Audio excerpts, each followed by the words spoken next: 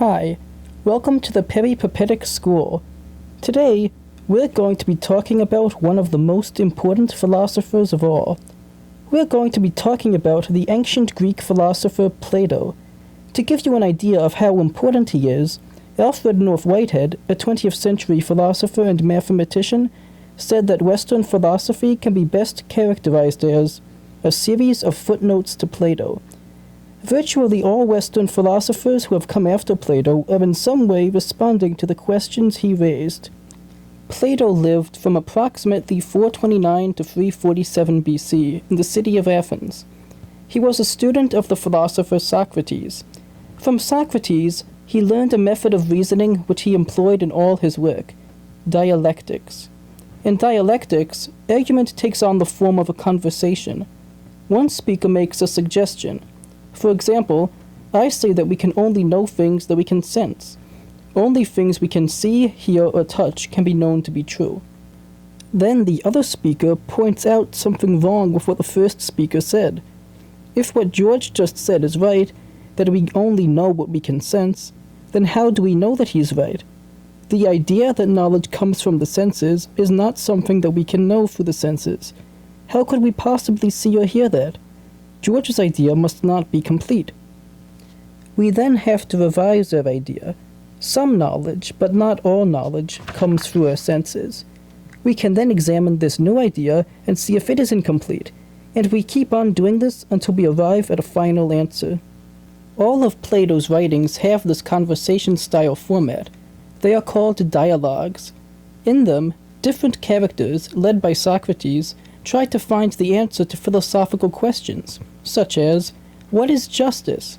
What does it mean to know? And so on. Because the ideas that the characters suggest change throughout each dialogue, it can sometimes be hard to tell just what Plato was trying to say, but there is an overall structure to his thought. Plato wants to show us the nature of the world.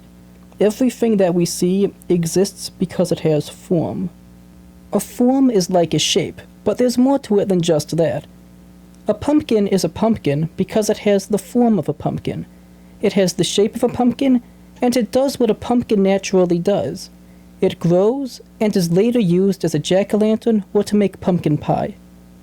It is clear that the matter that makes up a pumpkin only is a pumpkin when it has the right form. Otherwise, it would just be a pile of orange mush. From this, it is clear that each thing needs to have the right form, to be the thing that it is. But Plato wants to stress just how important the form is. Plato says that the form of pumpkin is more important than the actual pumpkin is.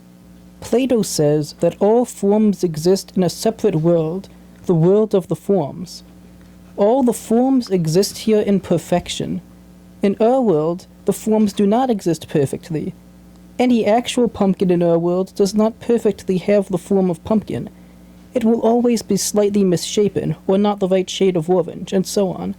The perfect form of pumpkin only exists in the world of the forms. Because the form is more important than the physical object, the form is more real than the physical object. It's like this.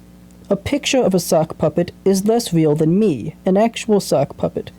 For Plato, the physical world is like a picture, and the world of the forms is the real thing that it's a picture of. In the world of the forms, the most perfect form of all is the form of the good. This is the ultimate form.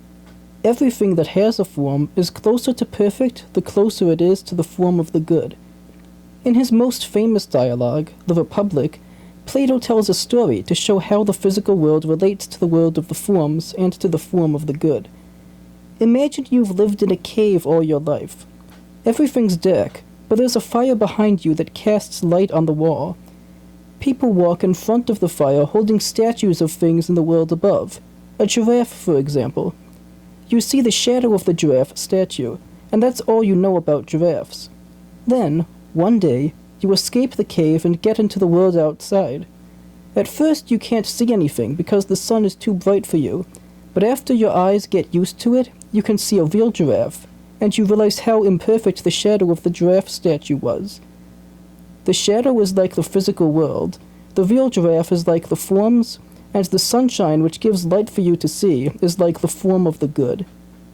Plato's philosophy, as we have said, is very important.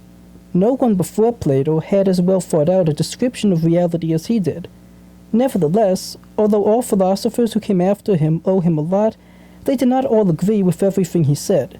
In fact, our next philosopher, who is our favorite here at the Peripuppetic School, disagrees with Plato in many ways, even though he is greatly influenced by him. We hope that you join us again next time to hear about Aristotle. Happy philosophizing!